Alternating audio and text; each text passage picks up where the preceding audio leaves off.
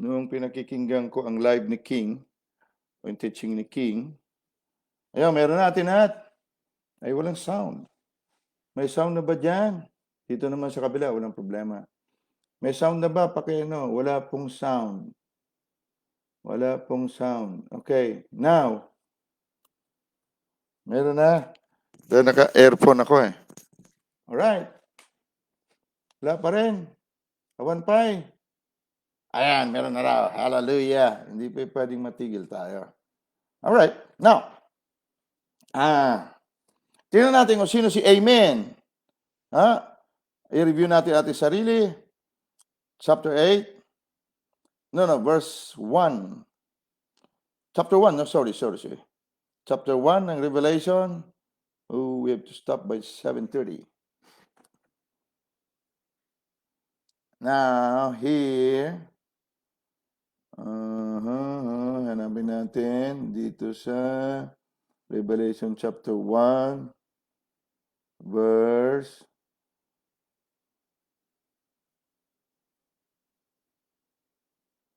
7. Said the Amen. Amen. Ang chapter 8 naman dito, sabi dito, I am the Alpha and the Omega. Verse 8, said the Lord, which is, and which was, and which is to come, the Almighty. Si Jesus Christ ito.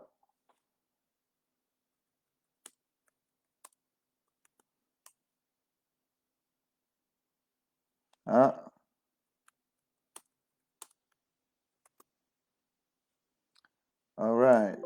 Oh, sorry. Lakas narinig niyo yan. Sorry.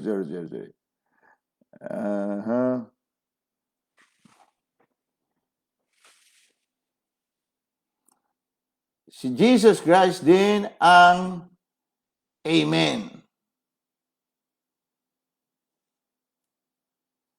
The Amen, kaya pag sinabi mong in Jesus' mighty name, pag sinabing Amen, dito sa chapter 3, verse 14, listan nyo na lang ha. Basahin ko sa inyo. And to the angels, or the angel of the church of the Laodiceans, write these things, saith the Amen, the faithful and the true witness, the beginning of the creation of God. Si Amen. Kaya po huwag kayong mahiya magsabing Amen. Huwag naman kayong mag-preach na ang diablo po ang author ng kamatayan. Amen? Huwag ganun. Huwag po ganun. Para mo sinasabi na natupad siya. Kayong mga nagtiteach ha. Huwag naman puro Amen ang Amen ha. Pag negatibo, Amen pa rin ha. Huwag. Na maghunos dili. Alright. So, Jesus Christ ang the Almighty. Alright. Hindi sinabi dito, we are made apostles, pastors, teachers, whatever. But sinabi dito, kings and priests. Kings and priests. Dito, sumatotal. Ikaw ay hari at saserdote. Ang saserdote, tagapagpamagitan sa langit at lupa, sa Diyos at sa tao. Alright? So gusto ko mapunanan niyo itong the Almighty. Alright? Nakita sila dun sa itaas.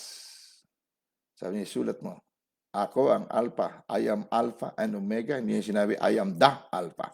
I am Alpha and Omega, the beginning and the end. So, Alpha and Omega, si I am. Kung ikaw may buhay na I am, so Alpha and Omega ka rin. Correct? Kaya lang hindi ka Almighty. Patunayan natin na hindi. Alright. So, punta tayo sa aklat ng Isaiah chapter 9. Yung mga gusto talaga matuto, please makinig. No? Wala namang mawawala sa'yo kung makinig ka. May dagdag sa'yo. Pero para may maidagdag sa'yo, at kung puno na yung bunbunan natin ng doktrina, ay itabi mo muna yung mga doktrina ha, para makarinig ka. Dahil pag hindi, Hindi rin ito makasisiksik sa iyo. Kita mo, napakarami nating kasamahan. Taon na ang binilang ng pagtuturuan. Hindi pa nabago. Kasi puno ang kanilang bumbunan ng doktrina. So wala nang revelation na makakapasok. Remember, ang revelation po ay progressive. Ano ibig sabihin ng progressive? Umaangat ng umaangat ng umaangat. Alright? So sabihin nyo rin yung atin at kung wala na namang boses. Okay. Isaiah chapter 9. Tandaan nyo doon, sinabi ni Jesus Christ, siya ay the Almighty. Sabi niya, magalak kayo, dala ko ialis at pupunta na sa Ama. Bakit? Dito, ma-realize natin. Chapter 6. Chapter 9, verse 6. Naka 20 minutes na. For unto us a child is born. Unto us a child is born. Pag sinabi a child is born, walang kaduda-duda. Walang kaduda-duda na ito ay sa mundong nakikita. Alright? Unto us a child is born, unto us a son is given. Punahin niyo po. Hindi sinabi the son. Pag sinabi the, definite article, but a son. Meaning to say, it can be given to everyone to be a son, not the son. Right? There's only one who is the son, but he is a many-membered body. Iisa lang ang the son, ngunit maraming bahagi. 1 Corinthians 12:12, kung paano iisa ang katawan at maraming bahagi, ngunit iisa, ganun din naman si Kristo. Iisa, ngunit maraming bahagi. Gusto ko po maunawan natin ito. Okay?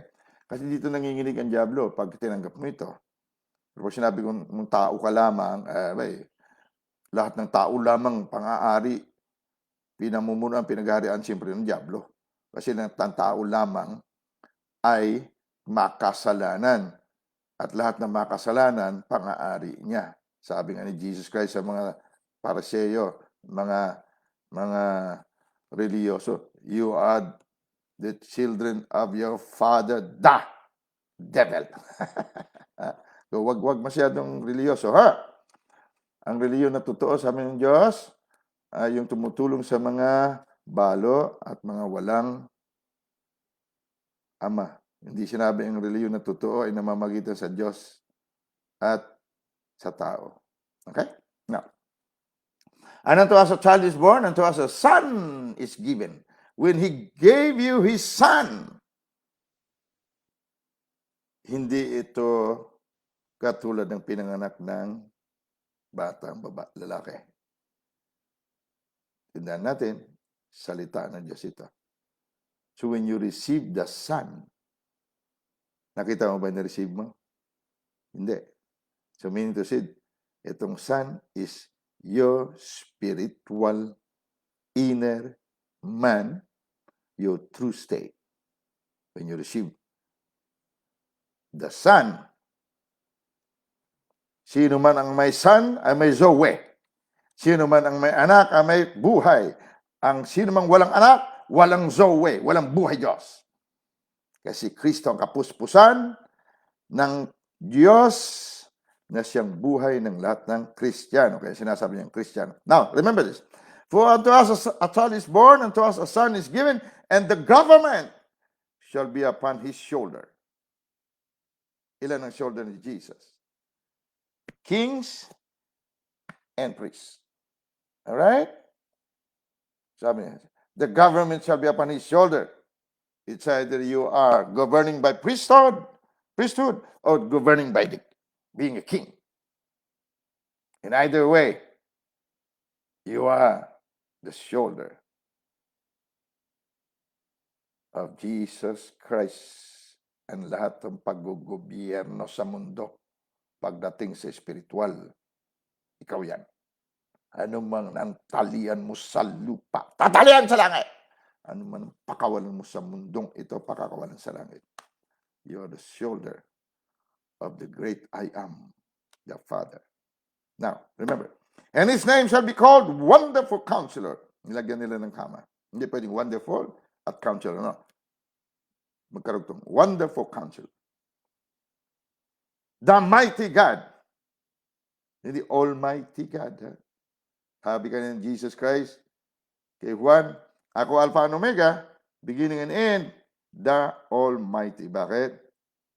Sino ang mighty? Ang may Son. Lahat ng mighty, God ay may flesh and bones. Nasa mundong ito. Kasi tingnan mo, sa simula pa lang, unto us a child is born. Dito sa mundo yan. So, ang paggagobyerno ay nasa shoulder ni Jesus Christ, kings, priest. Okay?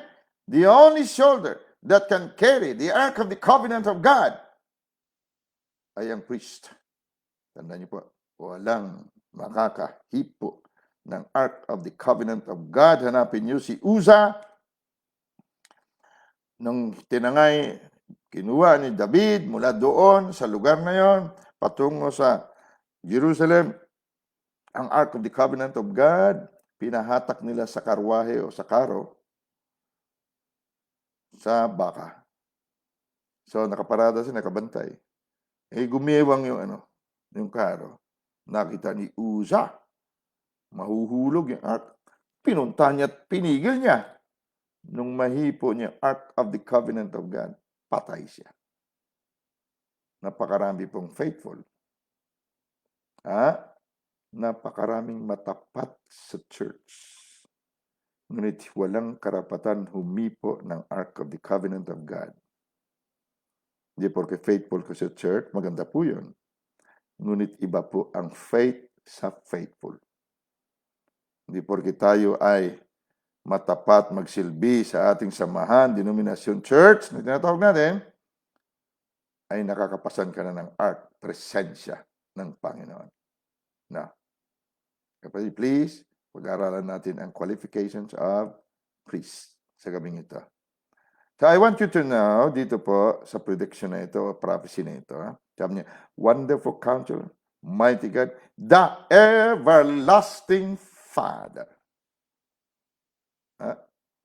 Itong Son, Everlasting Father.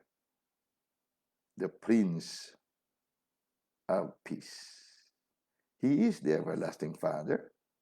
But since He was on earth and still is because of you and me, siya na may buhay, Christ o Kristo, ay Mighty God. Talk to me. Di ko na ulitin. Kung ayaw maniwala, ang kalaban mo po, Diyos ng sanglibutan. Alright? So, napatunayan natin, Napatunayan natin. Nung umakit na siya sa langit, isa siya sa Ama, natural, everlasting Father siya. Ngunit, mighty God siya. Alright? Pag sinabing everlasting, walang katapusan na Ama. Alright. So, punta na tayo sa ating topic. Leviticus, ang mga Bisaya, pagpasensyaan nyo na, Marami nung araw, sumampa ako sa tundo Nagsasalita ako, tao ng tawa. Kasi Bisaya nga tayo, magawa natin. Kayo nga punta sa Bisaya, hindi kayo pagtatawanan din doon. No? Alam mo tayo, pagka tayo judgmental Pati panalita, judge natin. Kaya mo, magaling tayo. Ayun na. Nag-applyan kami sa trabaho. Nakapila lahat ng Tagalog. Tinalo sila ng iisang Bisaya. 300 kami. Iisang Bisaya ang nakuha. Graduate ng Ateneo na kung saan-saan. Sa loob-loob ko. Bisaya ini. Mga Bisaya, Hindi naman tayo nagmamalaki. Pinagmamalaki natin, wala tayong wala tayong O. Doon lang sa Tagalog yan. Pero natututo na tayo, di ba? Alright. Verse 17. Sabi sa Tagalog, kay Moses, iyong salitain kay Aaron, high priest, kapatid niya, si kuya niya, na iyong sasabihin, ito ang mga lahi ng mga pari. Sila ay Levites. Itong si Levi, anak ni Israel, na siya po ang inangkin ng Diyos na magsilbi sa kanya, mamagitan sa tao at sa kanya. At wala siyang minana na lupa. Sabi ng Diyos, ang mana niyo ay ako. Si Moses, kapatid ni Aaron, Levita rin. Levi. So, dahil itong si Kuya Joseph, ang siyang savior ng buong Israel, nung namatay si Joseph at pumunta na sila sa Promised Land, ang dalawang anak ni Joseph naging dalawang tribo. Okay? Kings and priests. Alright? Si Jesus Christ, my shoulder, kings and priests. Parang gano'n. Now, so, kumpleto pa rin, 12 tribo, kumbaga, ng Israel pa rin. Si Levi ay naging pang 13, kumbaga. Kasi ang great high priest na si Jesus Christ, 13th generation. Ang 13 meaning kasalanan. So, number 13, plusan mo ng word na 10, 23. The number of 23 sa biblical numerics ay death, kamatayan.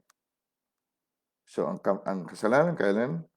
Ang kanyang bungay kamatayan. But, hindi pwedeng maging kamatayan ang 13 dahil hindi siya 23. Kailangan niya ng batas. Number 10. Ito ang batas. Kaya maraming tribo, panahon na ng kalululuhan natin, wala naman narinig na batas. Wala naman narinig salita ng Diyos. Sa palagay mo, ligtas sila? Hindi. Dahil kahit may 13 o may kasalanan, kung wala namang batas, walang kasalanan. Kaya lang may kasalanan dahil may batas. Pag sinabing jaywalking ay kasalanan, dahil nasa batas. Kung may mga lugar na wala namang jaywalking, hindi naman kasalanan ng jaywalking, mag-jaywalk ka. Alam mo yung J? Mga J. Ha? Yung mga hindi makamove on. Yan, mga J yan. Mga tatalon-talon na ibon dyan sa kalsada. Jaywalking. Mga J. Ibon. So, meron nga batas. Ngunit wala namang kasalanan. Hindi rin siya pwede mamatay. Punta sa impyerno. Bakit? Wala niyang kasalanan eh. Sino hindi nagkakasala, Aber? Sa kanila natin. Sabi ni Ate Sheena, hindi yan ang topic natin. Okay? Now, punta tayo. Leviticus 21 verse 17, we have 30 minutes. At salitain kay Aaron ang iyong sasabihin, sino man sa iyong mga binhi sa buong panahon ng kanyang lahi na magkaroon ng anumang kapintasan ay huwag lumapit na maghahandog ng tinapay ng kanyang Diyos. Huwag mag-offer sa... Kaya, ewan ko ba kung ating tatalakayin ito, ipadaanan lang natin. Di ba nagta-tithes and offering kayo? Ha? Nag-offer ba kayo? Ngunit bulag kayo. Ang offering nyo po, turo po ng mga pastor dapat ito. Tingnan natin dito. Verse 18, sapagkat sino mang magkaroon ng kapintasan ay huwag lumapit, maging ang taong bulag.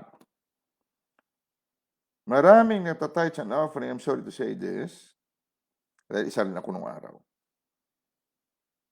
Iniwan pa nga trabaho at negosyo eh. Nag-full-time pa sa Panginoon.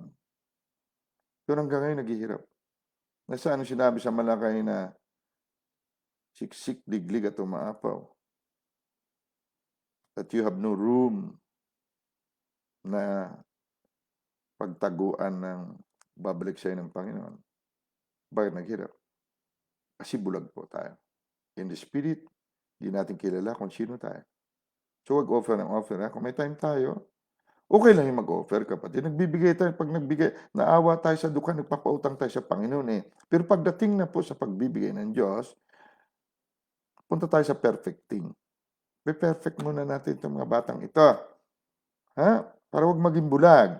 Para pag nagbigay na kanya offering, O ba hindi siya nagbibigay para pagpalain. Nagbibigay siya dahil siya ay pinagpala na. Talakayin natin bukas kung may time tayo. Patungkol sa pagbibigay. Gusto niya? Yung mga kuripot, huwag makinig. Joke lang, joke. Kayo naman. Ikaw ba si Jesus Christ? May buhay Kristo ka. Palagay mo, may problema ka sa pera. Di ba ang buhay mo, Kristo? May son ka nga Di ba may life ka, may Zoe, buhay Diyos ka. Bakit nga nagbibigay na para bang sinabi ng pastor, kasi naman, kayo naman, nagkaganon kayo, hindi kayo nagbibigay ng iyong tithes and offering. Yan ang bulag. Hindi po tayo nagbibigay ng tithes and offering para po pagpalain. May buhay Kristo ka na Ikaw ang pagpapala ng bansa nga Kaya ka nagbibigay dahil pinatutunayan mo na ikaw ay pinagpala na. Correct? Yan ang mga paunang bilang. So, bulag. Huwag po basta-basta, maganda mag-offer, Punta kayo sa lagi, mag-offer kayo. Tatanggapin namin kayo. Ngunit tuturo namin sa inyo yung karapatan. Huwag po napakarami. Kaibigan pa ako. Dati siyang Vice President nationwide ng 7-Eleven. Ako ang nagdala sa kanya sa Panginoon, nagpatanggap sa kanya. Hindi kami nagkita. Ang tagal. Siya ang inaasahan ng church na dinadaluhan niya. Kung saan doon ko siya pinadala dahil doon kami nagsama. Mawalang gana na, hindi ko babangkitin naman. Ito, example lang. Ang kanyang offering, ang inaasahan pambayad sa church, sa lahat na. Pero nagtaka ko, after few years narinig ko, inatake siya. Stroke. Natanggal siya sa kumpanya. Narimata ang isang bahay niya. Pero faithful siya magbigay ng offering. Faithful. Yung kanyang binibigay ng offering, ang inaasahan ng church, pambayad, kuryente, pang-upa, lahat. Kaya hindi naman karangyaan ang mga nagdadalo. Ngunit bakit siya na-stroke? Why? Pero hindi po naituro kung paano alisin ang kapintasan. Please, makinig kayo kapatid. Please. Wala namang mawala sa inyo. Huwag sumama ang loob ng mga pastor, please. Tuturo lang natin yung, paano hindi naman masalanta yung mga kapatid. Now, bulag, sabi niya. Sapagat sino man magkaroon ng kapintasan ay huwag lalapit maging ang taong bulag. So, natalakay natin ang bulag. Sana marami pa tayong tatalakayin. Babalikan natin pag may time. O kaya, maraming bulag Ang bulag hindi nakakakita, pero nakakita siya kadiliman. Pag nakikita natin sa labas lamang natin at doon tayo umaasa, bulag po tayo. Bakit? Ang kingdom of God is within you. Nasa loob mo na. Ang Diyos ay nasa loob na natin. Ang Creator nasa atin na. Kailan matuli yung ating puso para lumabas ang ulo ng Creator para makapag-create siya through us. At siya naman ang buhay natin. So saan ka nakatingin? Nakikita mo bang invisible realm? Na patuloy natin kahapon na through faith we understand. Sa pamamagitan ng pananampalataya, Hebrew 11:3, natalastas natin. Pag natatalastas mo, ang ibig sabihin, nakikita mo sa invisible realm. Kitang-kita mo. Hindi ka bulag. Okay? So now, dito tayo sa pilay. Mga pilay, makinig. Huwag naman. Nung panahon ni Aaron, ito po ay physical. Ngunit ngayon, buhay Diyos na tayo, ito ay spiritual na. Pilay o magkaroon ng ilong na ungod o ang mga kuntil. Mayroong kuntil. Ungod. Ano yung ungod? Yung ngupa ba? Ngupa. O ang taong nagkaroon ng paang bali o kamay na bali o taong Cuba. Sino mga Cuba? Mga kapatid, kung Cuba ka man, huwag ka mag-alala, hindi po ito physical. Okay? Unano. Oh, come on. Kung unano ka man, medyo jondak ka, hindi po yan ang ibig sabihin, okay? O mayroong kapintasan sa kanyang mata, o galisin, o langibin, o luslusin. Gusto ko yung luslus. Dito muna tayo sa pilay. Okay? Meron tayong 30 minutes. Okay? So, ready na kayo? Anong ano na ito, Ate Sina?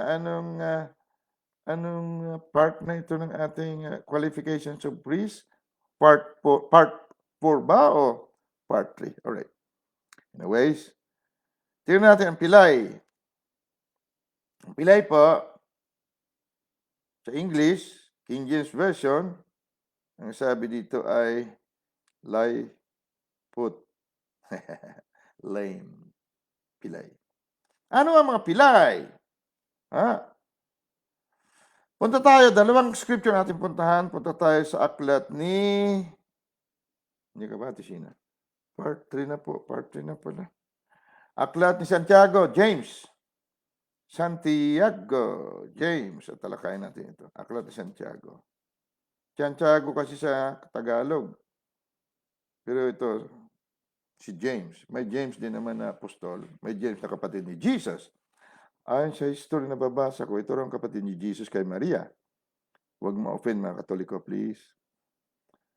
Basahin nyo ang Bible. Hindi naman kayo naniniwala sa Bible, wala man ako magawa. Pero malinaw doon na si Maria nagkaanak. Yeah, bukod kay Kristo.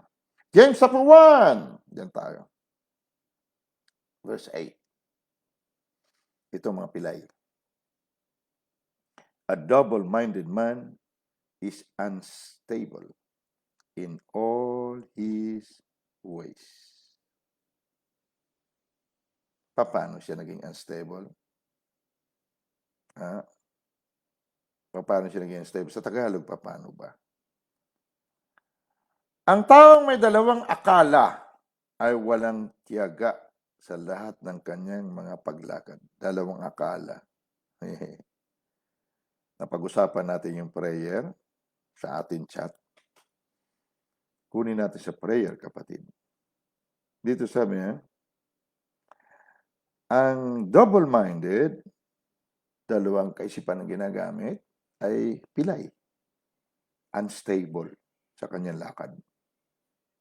Sabi dito sa verse 5, James 1 verse 5, if any of you lack wisdom, let him ask of God, that give it to all men liberally, walang pagpipili. Ikaw ba'y matalino o mangmang, ikaw ba'y maganda o pangit, wala siyang pakialam doon. Basta kung wala ka raw wisdom, karunungan, humingi ka sa Diyos, natapat ang Diyos. At binibigay daw niya ito ng walang pagpipili, liberally, sa Tagalog. Ngunit kung nagkukulang ng karunungan ang sino man sa inyo, ay humingi sa Diyos na nagbibigay ng sagana sa lahat at hindi nanunumbat. Ito ibibigay niya sa kanya. Ngunit humingi siyang may pananampalataya na walang anumang pag-aalinlangan. Wisdom ito.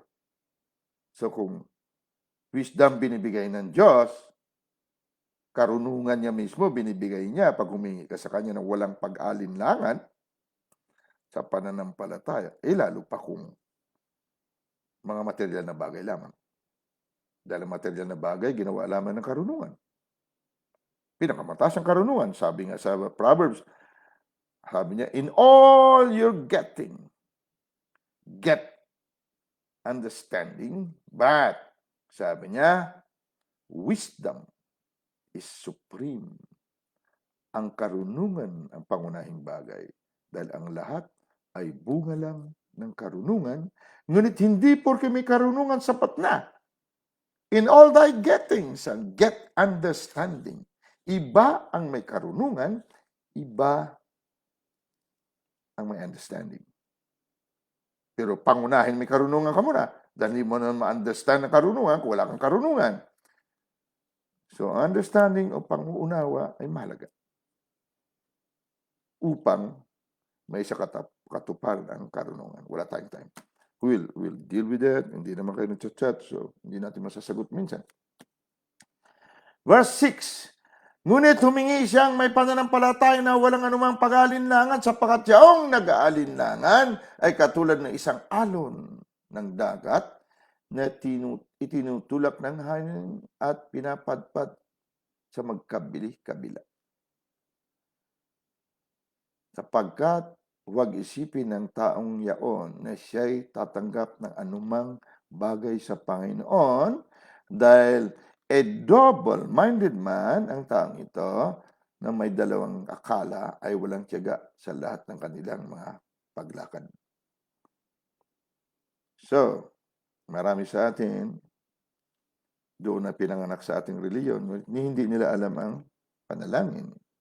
Pag sinabi po ng Diyos na pinagaling ka na at nagsalita ka, humingi ka sa Kanya, Lord, pagalingin mo ako. Ikaw ay pilay. Double-minded man. Dalawa akala mo. Akala mo hindi ka pa pinagaling. Sinabi ng Diyos, pinagaling ka na. Narinig mo, pinagaling ka na eh. Pinagaling na ba ako? Lord, pagalingin niyo po ako. Hindi ka na nga pwede pagalingin dahil pinagaling ka na. Sabi niya, pinagpala na kita ng lahat ng uri ng pagpapalang espiritual kay Kristo Jesus. If anyone be in Christ, is a new creature. Tatanungin mo kayong siya, Kristiyano ka ba? Opo, sir. Banal ka ba? Hindi po. Makasalanan po ako, saved by grace. Ay, hindi ka in Christ. Dahil pag in Christ ka, walang in Christ o walang Kristo na makasalanan. Correct? Dahil si Kristo ang kapuspusan ng Diyos. So if anyone be in Christ, he's holy. Ang lahat ng pagpapala daw, Efeso 1:3 hanggang 4, ay nasa sangkalangitan kay Kristo. So kailangan you have to be in Christ. Kailan na kay Kristo ka, parang pagpapala na ito maging material makikita. Pag ikaw ay kay Kristo, siguradong banal ka. Dahil sabi niya, anong sabi ni Kuya Apostol? Sabi niya, ang lahat ng perpekto at sakdal na biyaya o mabuti at sakdal na biyaya ay galing sa bumababa mula sa Ama ng mga ilaw. Kung galing sa Ama ng mga ilaw at ang Ama ng mga ilaw ay banal, Diyos yun.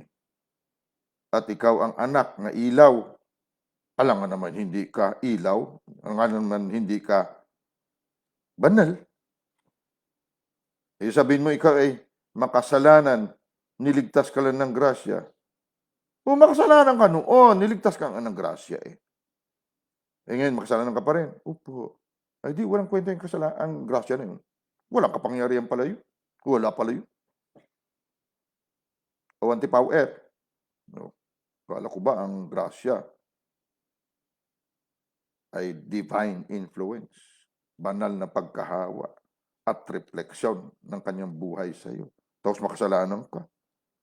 Parang ilaw, buong bahay na ito madilim, sumindi ka ng isang palitong posporo. Tingnan mo kung may kadiliman.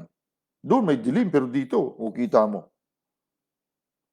Hindi lang ilaw yan. Banal na pagkahawa ang grasya o grace. Pagkahawa ng kataas-taasang the Almighty God. Alangan naman may bahagi ng buhay mo na hindi banal. O aber, ikaw naman. Kuha ka ng isang baso na ganun, inumin. Kuha ka rin, patakan mo nga ng dagat. Ang isang baso, tingnan mo kung ano lasa. Mainom mo. Parang ganyan. Come on. Alright? So, dito pa lang tayo, no? So, wag mo unstable. Okay? So, sa prayer po, pag sinabi na pinagaling ka na ng Diyos, ano man yung sakit na sinabi ng doktor. Yung doktor, trabaho naman yung magsabi, no? Lalo na, wala naman yung doktor. Sabihin siya, linggo-linggo, balik ka dito, 500, yanda mo. Diagnose pa lang yan. May kaklase akong doktor, sabi niya, alam mo kayong mga doktor ngayon, talo pa kami ng mga may parlor eh. Mag-charge ka sabi niya na 500. Naku, mahal. Pero pag nagpa-reband sila ng buhok nila, 1,200 noon. Ayun, buwan-buwan nagpapa-reband. Oh, 3 months pa-reband. Yung mag-regular pa-check up sa doktor, 500 ayaw. Eh, siyempre na, mas maganda kaya yun. Yeah, problema niya. Aral siya dun sa pagtuturo namin para makapagturo sa mga training center. Kumita siya. Di ba? Okay. Now, so, pag sinabing pinagpala ka na, nag-offer ka, huwag ka mag-offer. Dala ng iyong doon kay Pastor Jing, no, sa church, sa lagi, sa iyong pastor, para pagpalain ka. Tuloy, ang sabi naman ng pastor na bulag din at pilay din, sabi niya, kung hindi ka pinagpapala, sister, hindi ka nagbibigay. No, hindi tayo nagbibigay para pagpalain. Pinagpala na tayo, pero kaya in Christ ka, in Christ, banal. Correct? Efeso 1:3-4, lista mo. Unang Pedro 2:24 sa kagalingan. Pinagaling ka na. Pinagpala ka na. Okay? So ito mga pilay. Matagal tayo naging pilay kasi hindi tayo naturuan. Bukas talakayin uli natin ito ha. Kailan tumigil tayo mga 7:20. At least mga 7:15, okay? Kasi meron tayong hahabulin na biyahe. Meron tayong sasamahan. Sana nga, matuloy yun, no? Pastor Jing, okay na ba tayo? Sapagkat huwag isipin ng taong yan na siya'y tatanggap ng anumang bagay sa Panginoon. Bakit? Ang taong may dalang akala ay walang tiyaga sa lahat ng kanyang mga lakad. A double-minded man is unstable. Unstable. Hindi stable ang lakad niya. Pilay. Alright? So isa pa. Dito tayo sa sa Efeso chapter 4. Efeso chapter 4. Ito po ang mission, vision ng lagi. Last Adam Generation Institute.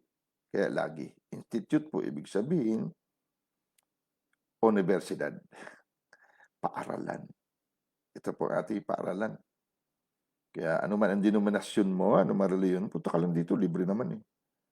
Okay? So dito, itong trabaho ng mga apostol, sabi dito, sa verse 11, pinagkalooban niya, verse 11, Efeso chapter 4, verse 11. Pinagkalooban niya ang mga iba na maging mga apostol at ang iba'y mga propeta at ang mga iba'y ebanghelista at ang mga iba'y pastor at mga guro. Ano trabaho nila pangunahin? Verse 12, sa ikasasakdal ng mga banal. Ang ikasasakdal to perfect the saint. Sa ikasasakdal ng mga banal. Sa gawaing paglilingkod. For the work of the ministry. Ibig sabihin, pag nasa ministry ka na ngayon, kapatid, at ikaw ay may kapintasan, makinig ka lang dito. No problem. Para ma-perfect ka, may sasakdal ka. Kasi marami naman tayo talaga. Ako isa rin eh. Nagsimula sa ministry, ang dami naman kapintasan sa spiritual kong pang-uunawa. Mabuti naman ang Diyos. 2 taon din tayo nanalangin sa Diyos. Lord, turo mo sa akin to. Hindi ko maintindihan. Lord, turo mo sa akin. Alam naman ng Lord na ako lang naman ang estudyante doon sa amin, pupil, na mula grade 1 hanggang grade 6, walang 79. Magaling nga ako. Wala akong 79. Yung grade ko mula 78 hanggang 74 nga lang eh. Malay ko man ano man ang aking kakayanan. So talagang nakiusap talaga ako sa Lord. Lord, ituro mo naman sa akin to.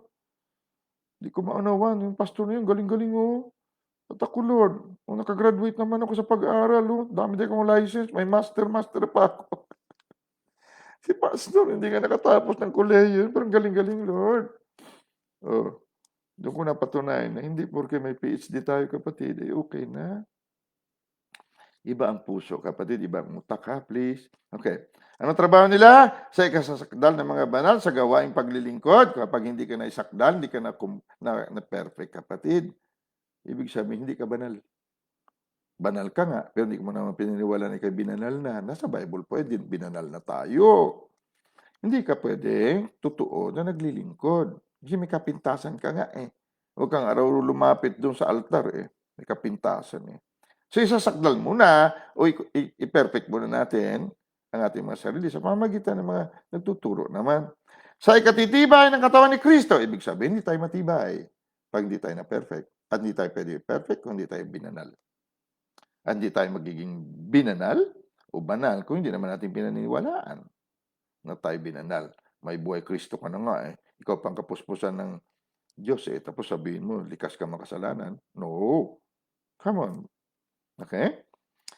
Hanggang sa abutin natin lahat ng pagkakaisa ng pananampalataya at ang pagkakilala sa anak ng Diyos na ikaw at si Kristo isa, hanggang sa lubos na paglaki ng tao, hanggang sa sukat ng pangangatawan ng kapuspusan ni Kristo, verse 14, upang tayo huwag nang maging mga bata pa na pahapay-hapay dito doon at dinadala sa magkabi-kabila ng lahat ng hangin o hangin ng aral sa pamamagitan ng mga daya ng mga tao sa katusuhan ayon sa mga lalang ng kamalian. So itong mga pilay. Pilay tayo noon dito sa verse 14 upang hindi na raw tayo mga paslit pa mga bata na tinatangay kung saan-saan naman na kung anong doktrina. Parang alon doon sa James kaya nabasa natin. Kung saan nang ihipan ng hangin, doon siya pupunta. Daya daw sa pamagitan ng mga daya ng mga tao sa katusuhan ayon sa lala ng kamalian. Sabihan ka ba naman ako, sister, kaya nangyari sa iyo yan? Dahil hindi ka nag-o-offering, hindi ka nagtatay sa offering sa simbahan. Kaya ganyan, sister. Katusuhan, kamangmangan, sinusubuan tayo ng kung ano-anong doktrina. Alam niyo itong mga bata, ang mga bata na gumagapang, kahit na anong madampot sa kamay niya, susubo niya. Ganyan tayo pag tayo pilay. Sinabi na ganito, meron akong worship leader na kasama. Dalawa kami nag-worship leader, pero kami lalaki. Okay naman mag-worship yung si kapatid. Nakita ni pastor na marunong ko mag-preach. Pinag-preach ako. Hindi siya pinapipreach. Pina-worship lang siya. Preacher na ako. Worship siya. Pareho naman yun. Worshipper at preacher. Worship leader. Pareho lang. Nagagalit sa manlog kay pastor. Umiyak pa yung asawa. Pinuntan si pastor. Bakit siya?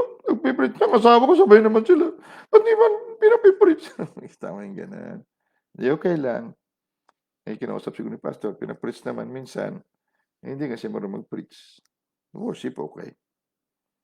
Pumunta sa Saudi. Maraming doktrina narinig doon. Pagbalik, nakita kami, sabi niya, Brad, totoo pala talaga, no? Na ang Sabat talaga, kailan sundin natin? Kailan talaga, Sabado tayo magsamba? Naku, ito na. Ang Sabat ay hindi sinasakop ang in Christ. Dahil si Kristo ang Panginoon ng Sabat. Hindi mo Panginoon ng Sabat pag ikaw Kristiyano na sila, hayaan mo sila. Dahil ayaw na maniwala, may buhay Kristo sila. I am the Lord of the Sabbath. Pag gawin ko Sabat Lunes, di Lunes. Gusto ko magpahinga ng Linggo, Linggo. Gusto ko magpahinga Sabado, Sabado. Gusto ko Biyernes, Biyernes. Ako Lord ng Sabat. Correct. Yun. Kasi pilay. Yeah, ayun. Tama rin si Pastor. Hindi mo na binitawan sa pulpito kung ano sasabihin. Mahirap na na? So, ganyan sabi niya. Hanggang sa sabi niya, wag na tayong maging mga bata pa. Napahapay-hapay doon na dinadala na magkabi-kabila ng lahat ng hangin ng aral sa pamamagitan ng mga daya ng mga tao. Sabihin pa siyo, kapatid, kaya ka nagkasakit. Alam mo kung bakit? Hindi ka nagbibigay kasi ng iyong abuloy sa church. Oh my goodness. Ang Malakay po, kung napupunan ninyo, si Malakay ay priest. Yun, mga sinabi ng Diyos sa kanya ay para sa Hudyo, mga hindi pa nakarating sa ating lahi. Tinago sa kanila lahat ng lahi at lahat ng panahon ang hiwaga na ito. Ang hiwaga ay inihayag sa mga banal. Anong hiwaga? Kolosa 1:26-27, Christ in you, pag-asa, hope of glory, hope of being God, hope of being in the aura of God, sabi ni Ate Nat, aura. Malaga ang aura. Yung lingon mo, aurang Diyos. Yung sagot mo, salita mo, aurang mayaman Diyos. Dahil may pag-asa ka na magkaroon ng aura ng kaluwalhatian. Tinago sa kanila ito. Lahat sila. So wag mo susundin yung ganun. Sila nagbibigay. Oo, tayo din nagbibigay. Sila ay nagbibigay para pagpalain dahil wala silang buhay Kristo. Wala pa silang buhay Diyos noon. Sa batas sila nananahan. Hanggang ngayon sa batas ka, kapatid, hindi ka naman Hudyo. Sinusunod mo yung batas ng Hudyo sa mga saserdoteng Hudyo. Pag ikaw ngayon ay kings and priests na ng kataas-taasan, meaning ikaw ang kapuspusan ng kataas-taasan. Lahat ng pagpapala nasa loob mo na. Si Kristo na kapuspusan ng kataas-taasan na siyang buhay mo. So huwag ka paluloko sa mga turo nila na kaya ka ng kasakit, sinusubok ka ng Ama, sinusubok ka ng Diyos para mapalapit ka sa Kanya. Sabi ni Ate Jen, di bigyan ka dapat ng maraming sakit ng Diyos. Pagka may cancer ka, Lord, kulang ito. Hindi ako mapalapit sa'yo ng gusto. Bigyan mo pa ako leukemia, please. Yan ba? Tama? Huwag kayong palilinlang, ha? Mga pilay lang nalilinlang. Huwag tayo pilay. Babalikan natin bukas, ha? Para huwag tayo pilay.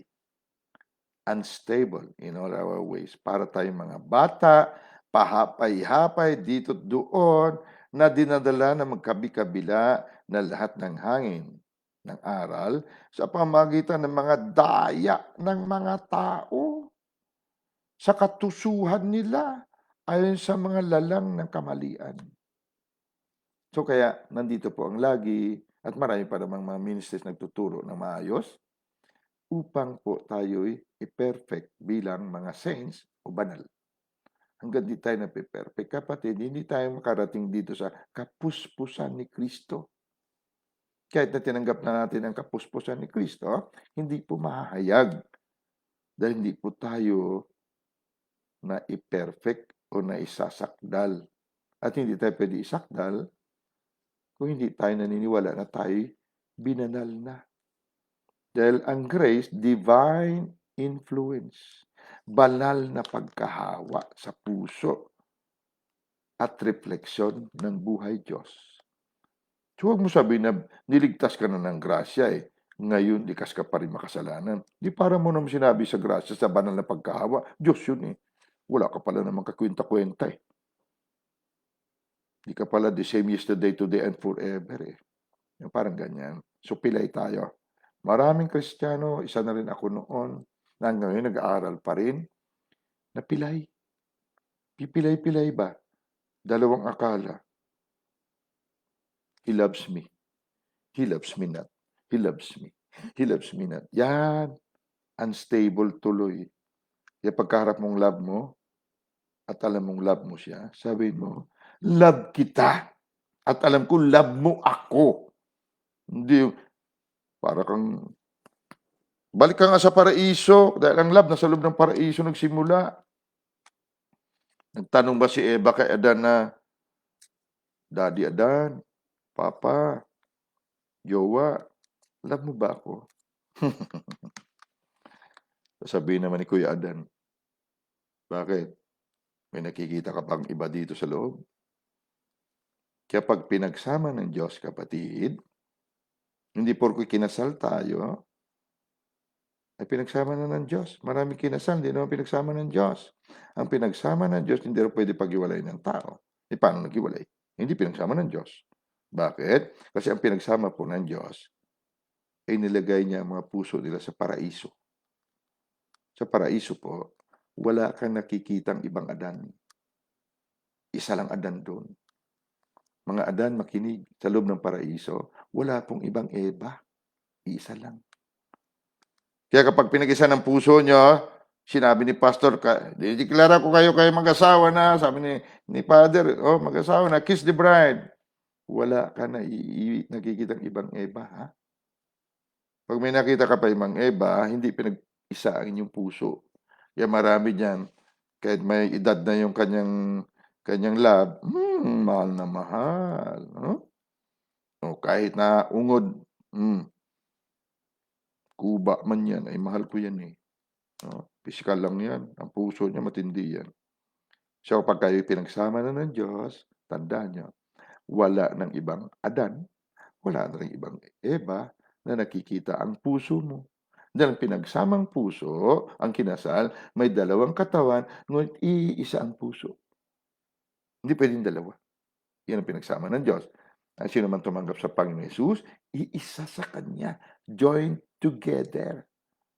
Yan ang sinabing in Christ o Kristiyano. Huwag ka mahiya, ha? Sabihin, love, I miss you. He loves me not. He loves me not. He loves me. Na? Wag. Siguruhin mo, unstable in all of your ways. Kaya marami sa atin hindi makamove on. Naglabing-labing, love dito, love doon. Hindi yun ang pinagkasang puso nila. Yun. Isang araw, nilindol ang kanilang relasyon. Binagyaw. Ayun na. Iiyak-iyak. Lahat na binigay ko sa'yo. Pastor, payuhan mo ako. Hindi na ako tatagal. Kapatid, sabi nga dun sa Samaritana, tawagin mo asawa mo. Sabi ng Samaritana, wala po akong asawa. Sabi ni Kristo, tama ang sinabi mo. Wala kang asawa. Ang kasama mo ngayon, 5 na. Pang-5. So kapatid, kung nagawa niya magkaroon ng pang-5 at nakamove on siya pagkatapos ng isa, nagkaroon siya pangalawa hanggang naka-5. Hanggang ngayon, unstable pa rin in all of his ways. Now, sabi ni Kristo ngayon, pag uminom ka ng tubig na ibibigay ko sa iyo, hindi ka na mauuhaw. Bakit? Mula dito sa loob mo, dadaloy ang tubig ng pagmamahal, i-create mo ang iyong tunay na mahal doon sa loob ng paraiso. Kaya kahit na 5 ng asawa mo, ano man ang nakaraan mo, mahal na mahal ka niya. Wala siya ibang nakikitang iba. Okay? Unstable, pilay. Wag. Alright? Sa lahat ng anggulo. Huwag ka pipilay-pilay. Huwag ka pila-pilan doon. Okay? Father, salamat po. Aba, Daddy. At hinihingi ko ng pahintulot mo ay ang aking buhay na sa sunod na araw, bukas, itutuloy namin itong paksa na ito at tuturuan mo kami uli. Salamat po sa iyong pagtuturo, sa iyong karunungan at sa iyong panguunawa na ibinigay mo sa amin, napahayag namin. Sa lahat na nakinig, kapatid, Diyos ko, Ama, simula na ngayon ang lakad na matuwid. Hindi na kami pilay, hindi na kami bulag. Unti-unti, kung hindi man namin mabigla, mawala ang lahat na kapansanan, dahil patuloy kami isasakdal mo, i-perfect mo, dahil sumasampalataya na kami ay binanal mo. Salamat po, Ama. Sa iyo pa rin ang lahat ng papuri, sa iyo pa rin ang lahat ng honor and glory that we give you now. Hallelujah! Because ang glory mo nagtatrabaho mula sa amin. So we give it back to you. Walang katapusan na role, na pabalik-balik, papunta sa iyo, balik sa amin, papunta sa iyo, balik sa amin ang glory mo. Ama, dahil ikaw at kami ay isa. At ang buhay namin ay ikaw na. Salamat po sa katotohanan na ito. Salamat sa mga dagdag na karunungan, kaalaman, at unti-unti man malulunok namin at ang mga makikinig pa. Salamat, Ama. We give you all this glory and honor sa pangalan ng aming katuwiran, aming buhay, at aming katauhang si Kristo Jesus. Amen. Guys, I know you are blessed. Basic ba yung tinuro natin? Kung pagyamanin ninyo sa inyong area of knowledge at sa inyong mga nakaraan, makikita mo na ma-improve mo pa. At ituturo nyo, ha? Huwag mahiya ituro sa iba. Dahil lahat tayo nangangailangan ng katuruan at tulong. Okay? You're blessed, guys. Thank you. See you tomorrow. Hindi pa rin nag-live o nagmananagit yung iba sa umaga. Wala namang ginagawa. Please, guys, huwag mahiya. See you tomorrow. I love you guys. You're blessed. You're blessed. Say, you are blessed. I am blessed. Thank you mga ate, mga kuya. Good night.